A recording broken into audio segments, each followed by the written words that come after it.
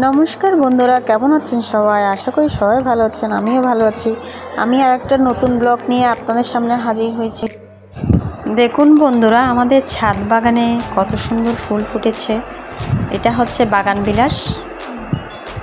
আর আমাদের পাশের ওটা এতই সুন্দর। ছাদ বাগানটা দেখুন কতই দারুণ হয়েছে।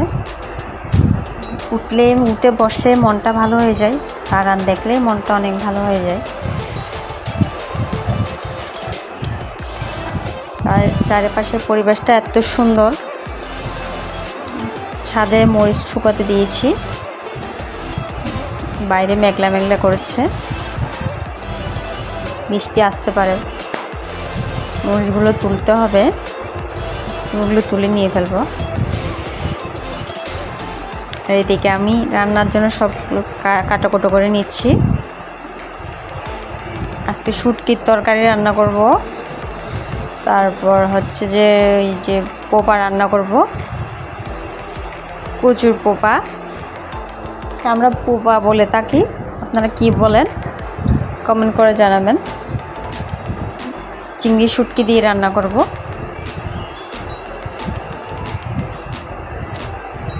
আপনাদের দাদা সেলফি তোলার জন্য বাইরে যাচ্ছে।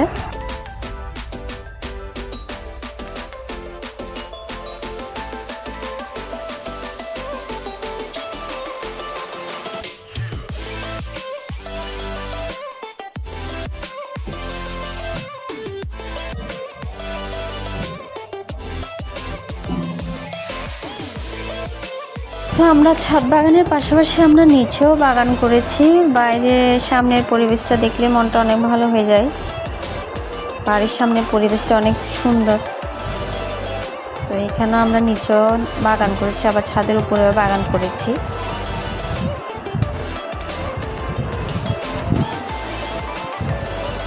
অনেক ধরনের ফল গাছ, বিভিন্ন ধরনের পেয়ারা গাছ, তারপর পেঁপে গাছ, কলা গাছ, বিভিন্ন ধরনের ফল গাছ আছে এখানে। ফুল গাছ, এখানে বসলে মনটা ভালো হয়ে যায়। পাখির কিচিমিচি কলরন শুনলে মনটা ভালো হয়ে যায়। আর এদিকে আমার দুষ্ট তো আছে, টিভি দেখছে বসে বসে।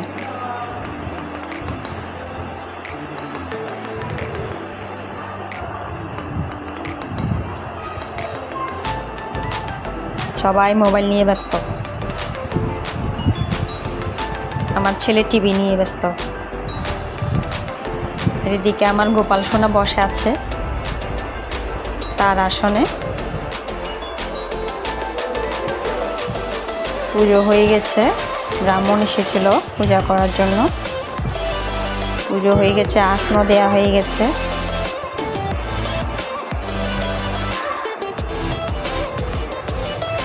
যে কোনো সময় বৃষ্টি আসতে পারে, বাইরে মেঘলা আকাশ। বলতে বলতেই বৃষ্টি চলে আসছে, প্রচুর বৃষ্টি হচ্ছে বাইরে।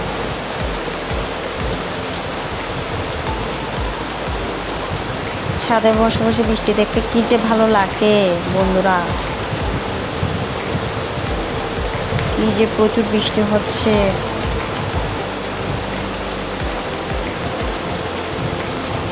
আমি বসে বসে বৃষ্টি দেখছিলাম আর ভাবছিলাম কি রান্না করব। শুটকির তরকারি রান্না করতেছি। এই ঠান্ডার মধ্যে শুটকির তরকারিটা খুবই ভালো লাগে। বৃষ্টি পড়ছে, তা একটু একটু ঠান্ডা লাগছে। ঠান্ডার মধ্যে শুটকির তরকারিটা অনেক ভালো লাগে খেতে, তাই শুটকি রান্না করছি। বৃষ্টি দেখে শুটকি রান্না করছি। প্রচুর বৃষ্টি হচ্ছে। প্রকৃতি আবার শান্ত হয়ে উঠেছে বৃষ্টিতে ভিজে। সকাল থেকে প্রচুর হচ্ছিল।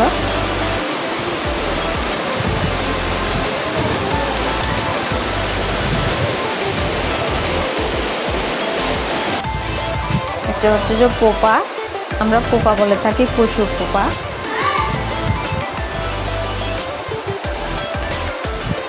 চিংড়ি শুটকি দিয়ে রান্না করেছি। আর এটা শুটকির তরকারি কেটে নিয়েছি সবগুলা।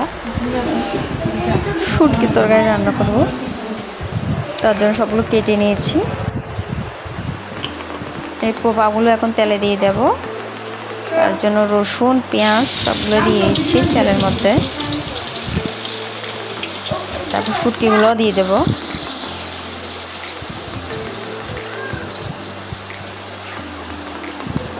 আপনারা কে কে খেয়েছেন শুটকি দিয়ে পোপা দিয়ে কমেন্ট করে জানাবেন। কিন্তু চিংড়ি শুটকি দিয়ে পোপা দিয়ে কে কে খেয়েছেন কমেন্ট করে জানাবেন বন্ধুরা। শুটকিগুলো দিয়ে দিয়েছি।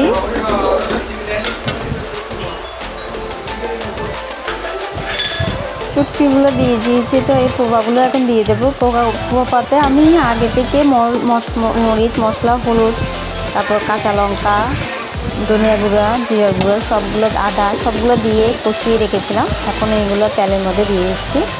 সবগুলো এখন কষিয়ে বসাই দেবো, জাস্ট হয়ে যাবে। হয়ে গেছে আমার পোপা, এখন হয়ে গেছে। এখন এই শুটকির জন্য তেল দিয়ে দিয়েছি কড়াইতে। পেঁয়াজ দিয়ে দিয়েছি। পেঁয়াজের পরে রসুন দিয়ে দেব। রসুন আদা এগুলো দিয়ে দেব।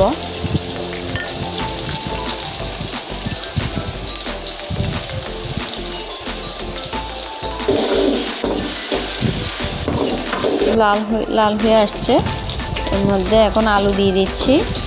আলু মূলা এগুলো দিয়ে দিচ্ছি, একটু ভেজে নেব পেঁয়াজের সাথে। একটু ভাজা হয়ে আসলে তারপর কাঁকরোল তারপর হচ্ছে যে এগুলা দিয়ে দিয়েছি।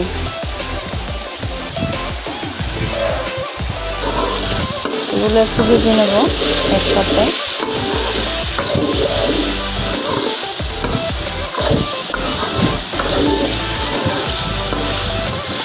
আমরা চট্টগ্রামের মানুষরা কিন্তু শুটকি খেতে খুবই পছন্দ করি।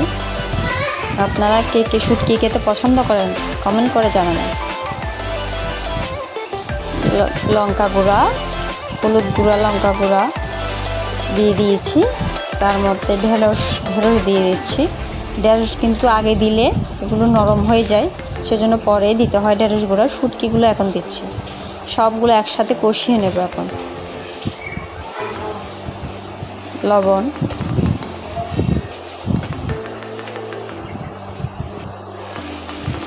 জল দিয়ে দিয়েছি। সবগুলো একসাথে কষিয়ে নেব।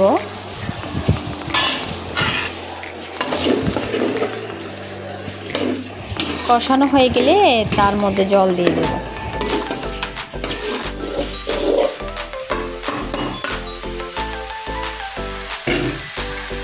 আমার কষানো প্রায় কমপ্লিট। এর মধ্যে জল দিয়ে দেব। জল দিয়ে দিয়েছি।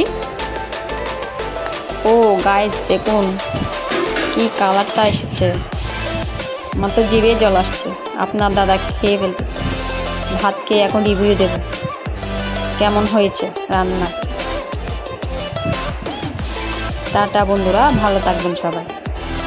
টাটা।